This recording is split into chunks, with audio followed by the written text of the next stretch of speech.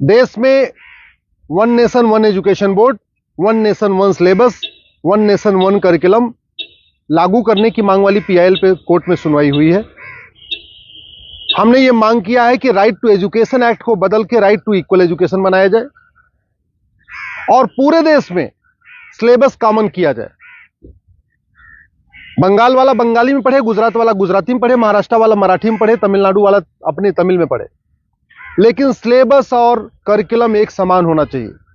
Physics का, chemistry का, math का, जूलॉजी का, बॉटनी का, इंग्लिश का, हिंदी का, संस्कृत का, ये सारे सिलेबस कॉमन होने चाहिए पूरे देश में। और वो इसलिए जरूरी है क्योंकि सारे के सारे कॉम्पिटिटिव जो एग्जाम हो रहे हैं उनका पेपर एक हो रहा है। इंजीनियरिंग का एक ही एग्जाम होता है पूरे देश के लिए, मेडिकल का एक ही एंट्रेंस एग्जामिनेशन होता है पूरे देश के लिए, एनडीए का एक ही एग्जाम होता है पूरे देश के लिए। इसी तरीके से आईएएस का जो पेपर होता है वो सबके लिए कॉमन होता है, पीसीएस का पेपर सबके लिए कॉमन होता है, बैंक का पेपर सबके लिए कॉमन होता है, रेलवे का पेपर सबके लिए कॉमन होता है। और अब तो यूनिवर्सिटी में एडमिशन के लिए कॉमन जो सीयूईटी हो रहा है वो भी सबके लिए एक पेपर कॉमन है।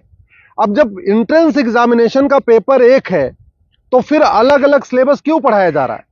सीबीएसई कुछ अलग पढ़ा रहा है, आईसीएसई कुछ अलग पढ़ा रहा है, यूपी बोर्ड अलग पढ़ा रहा है, बिहार बोर्ड अलग पढ़ा रहा है, बंगाल बोर्ड अलग पढ़ा रहा है।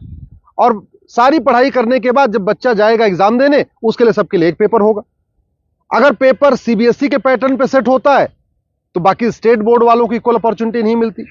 अगर जो एंट्रेंस एग्जामिनेशन का पेपर है इंजीनियरिंग का, मेडिकल का, एनडीए का, बैंक का, रेलवे का, अगर वो आईसीएसई बोर्ड के पैटर्न पे होता है तो सीबीएसई बोर्ड वालों को और बाकी स्टेट बोर्ड वालों को फिर इक्वल अपॉर्चुनिटी नहीं मिलती।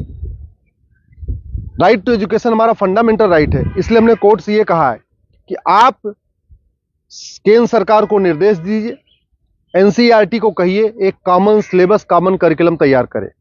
आज की डेट में जो नवोदय स्कूल है वो पूरे देश में उसका सिलेबस कॉमन है, जो आपका केंद्रीय विद्यालय है उसका सिलेबस भी कॉमन है।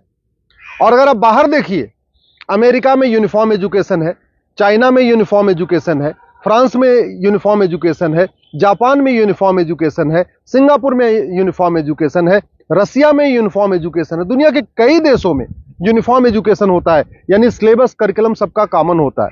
हमारे देश में सिलेबस अलग अलग चल रहे हैं, करिकुलम अलग अलग चल रहे हैं। इसके कारण बच्चा कितना भी अच्छा हो पढ़ने में, बिना कोचिंग के वो इंजीनियरिंग क्वालिफाई नहीं कर पाता।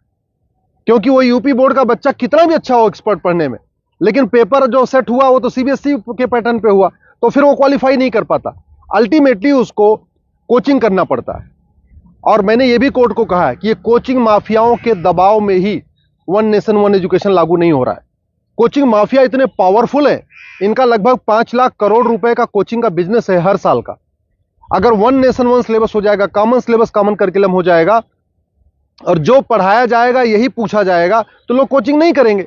जो मेहनती बच्चे होंगे वो अपनी पढ़ाई करेंगे और उसके बाद एंट्रेंस क्वालिफाई कर लेंगे। लेकिन ये कोचिंग माफियाओं ने ऐसा सिस्टम बना दिया है कि पहली बात तो वन नेशन वन सिलेबस नहीं होने दे रहे, वन नेशन वन एजुकेशन नहीं होने दे रहे, और दूसरा जो 10वीं 12वीं में पढ़ाया जाता है वो एंट्रेंस एग्जाम में पूछा नहीं जाता, जो एग्जाम में पूछा जाता है वो 10वीं 12वीं में पढ़ाया नहीं जाता। इसका मेन ये कारण है कि कोचिंग माफियाओं ने पूरे हमारे एजुकेशन सिस्टम को हाईजैक किया हुआ है। और दूसरी बात ये भी है, जो बुक माफिया हैं, पब्लिशर हैं, ये नहीं चाहते कॉमन सिलेबस कॉमन करिकुलम हो। क्योंकि अगर कॉमन सिलेबस कॉमन करिकुलम हो जाएगा और सिलेबस कांस्टेंट रहेगा, 2 साल 3 साल 4 साल तक वही रहेगा, तो फिर जो पब्लिशर है इनकी किताब कोई नहीं खरीदेगा, लोग एनसीईआरटी किताब खरीद लेंगे। जो एनसीईआरटी छापेगा अगर वही लोग किताब में स्कूल में चलाएंगे तो एनसीईआरटी किताब 100 रुपए की मिलती है, प्राइवेट पब्लिशर उसको 500-1000 रुपए की बेचते हैं। तो बुक माफिया नहीं चाहते कि कॉमन सिलेबस कॉमन करिकुलम हो, एनसीईआरटी किताब हर जगह लागू हो।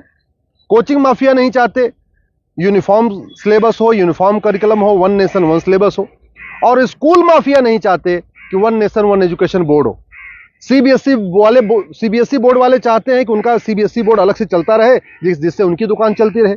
आईसीएसई बोर्ड वाले चाहते हैं कि उनकी दुकान अलग से चलती रहे। तो इसलिए ना सीबीएसई बोर्ड वाले चाहते हैं one nation one syllabus, one nation one education board हो, ना आईसीएसई बोर्ड वाले चाहते हैं। और इसका नतीजा ये हो रहा है कि आम जनता, आम बच्चा पिस रहा है इस पूरे माफिया राज में। इसलिए मैं कोर्ट से निवेदन किया है, कोर्ट